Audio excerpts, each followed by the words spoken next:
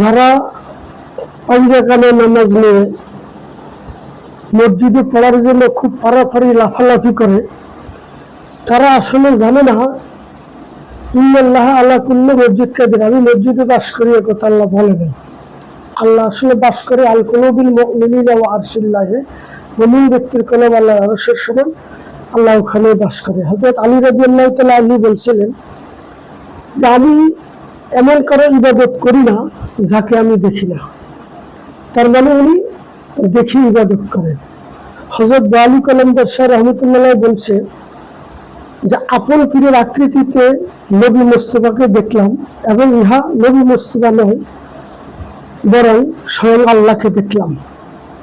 তো এখন যারা মসজিদে নামাজ পড়ার জন্য খুব বেকুল, পাঞ্জাকানা নামাজ জামাতে পড়বে, আরে জামাতে পড়বে মুসল্লি সাজতে তো বলে নাই, আগে ইমানদার, প্রকৃত ইমানদার এবং মুমিন সাজতে বলছে।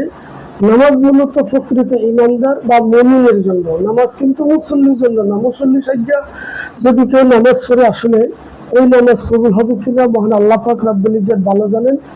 ইমানদার বা মুমিন সাজ্জা যদি নামাজ পড়ে, অবশ্যই সে নামাজ কবুল হবে। তো আশা করি মুসল্লি না সেজা, ইমানদার সেজা তারপর মুসল্লি সাজলে সর্বোত্তম।